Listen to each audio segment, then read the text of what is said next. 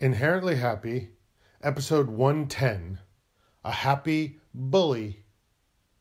Yowza ha ha, my happy friends. There is no such thing as a happy bully. For a bully is all about bitterness and shame, and happy is balance and growth. You can have a happy ex-bully, but that's it. One who realized the error of his or her ways and decided to turn it around by being open to the family of mankind instead of at odds with it. Bullies can only exist in the context of others. You need someone to bully. If you live alone and never see anyone else, then you're just a bitter hermit. If you've never seen a gleeful maniac in the wild, they exhibit high levels of pain and frustration, indulge in activities both selfish and cruel, and suffer from guilt and sadness, clouding their minds and weighing down their hearts. Is there a cure? There may be, but first you have to admit to it and acknowledge that it's not healthy to feel or act so mean, and that maybe you need a little help finding your balance and your ability to grow, finding you're happy. But the first step, you have to admit it. Don't fret none, I'll start. There was once a guy, we'll call him Biffy, because he was a human toilet. Hey Biffy, remember that time you shamed me in public and laughed about it? No? Too long ago? Shall I elaborate? Very well. First, my happy friends, it's important to know I had, at that point in my youth, just emerged from a solid decade of incessant bullying when the Biffster pulled his little stunt. I don't know if it was a bet or a dare or just a feeble little notion he had in his own stupid head, hey Biffo, to do what you did, to make you toy with your own life like that. Were you hoping I'd be too stunned to know what to do? Well, you actually succeeded in that. See, you effectively obliterated years of carefully constructed coping and defense mechanisms that were holding me together like so many cobwebs and Scotch tape. I snapped. I admit it. My mind left me. My heart went to sleep, my conscience took leave of my sense of morality, and I let myself dream of your destruction. As you smirked and walked away triumphantly, after humiliating me in front of my friend, my ears rang, and my eyes got hot. My vision became blurry, and I couldn't hear anything distinctly. It felt like an implosion of my soul. And this amused you greatly. The depth of human cruelty had never before been made so clear. He knew me, this bully. We'd gone to the same school for years. I wasn't overly fond of him, as he was unkind to all. So I avoided him when I could. But this time he came over to me. I was sitting down to lunch by the country club pool, whose membership had been gifted to us by a rich family friend. I'd been having something of a great year. I went from bench warmer to varsity letterman, from academic probation to honor roll, and from sickly mope to social butterfly. It was in that last capacity that I must have offended the sensibilities of said bully. Perhaps he didn't like to see me in my swim trunks, sitting poolside with a pretty girl whom I'd known since kindergarten, but hadn't seen for years.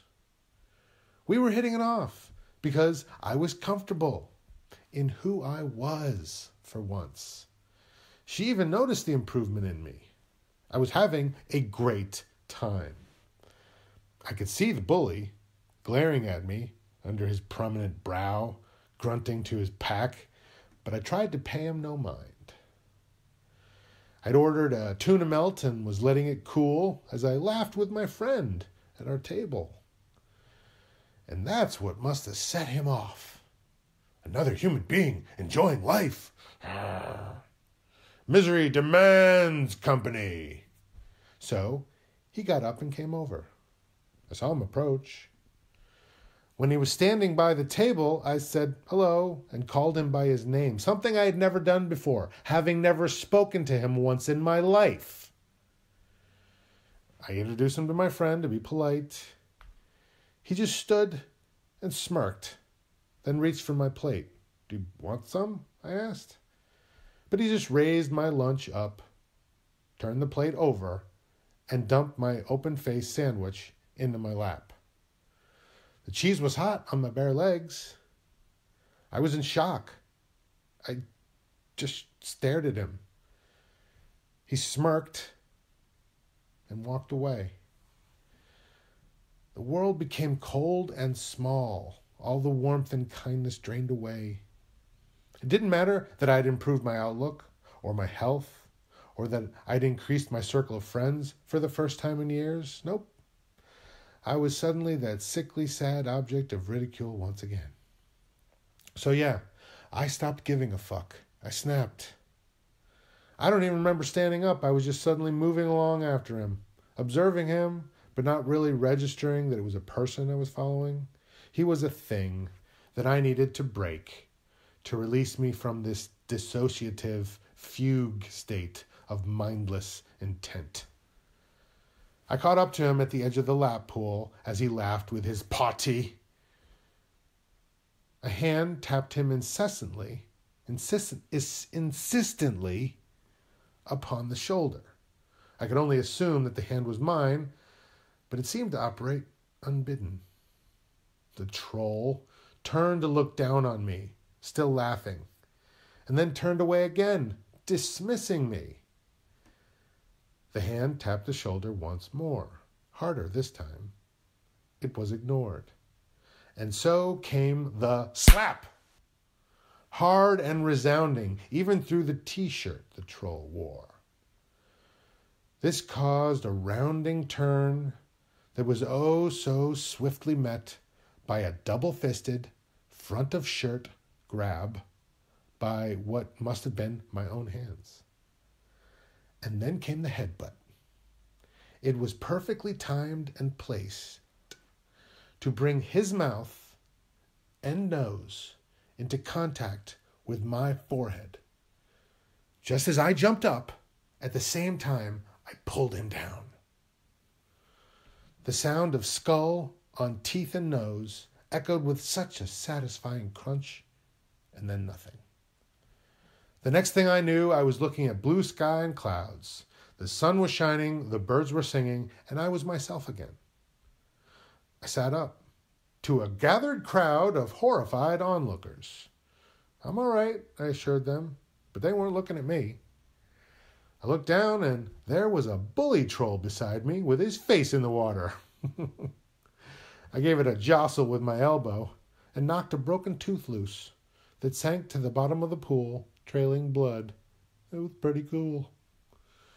I felt my forehead and pulled something off that was stuck there. It was the other piece of the tooth. Then the remaining band of bullies pulled their gang leader's head out of the water just as club security hauled me to my feet. The troll wound up with broken teeth, a cracked jaw, and severe swelling of the brain. Due to the nose bones that jammed up there so hard, they had to put him into a medically induced coma to deal with the swelling. I had gone way overboard. He dumped a sandwich, and I put him at death's door.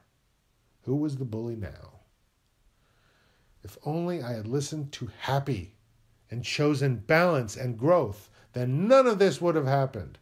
I mean, he still would have dropped food on me, like a sulky toddler who doesn't know how to use his words, but I would have let it go. I should have let it go. If I could, I would change it. If I could go back in time and let Happy take over, then I'd just be writing fiction instead of a confession and a last will. He never woke up again, and they eventually had to pull the plug and harvest his organs. They sued my family straight into the poorhouse, turned our name to mud, and I went straight to death row. Today is the day they finally eliminate me. And now I'm dead. But at least so is he. Except that he isn't.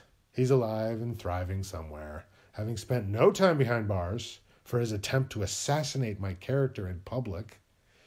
He may never find himself on a chain gang because of this, but others need to know that bullying is about intent. And so even a mean look or a rude prank can qualify if its intent is to attack.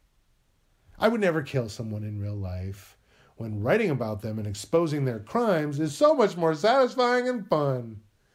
It can release some of the frustrated stress. That's the power of telling your story, the facts and the fantasies both. It can bleed off some tension and show others that balance is possible, even when we go to extremes. And from there, growth and happy. Ha ha. Yowza.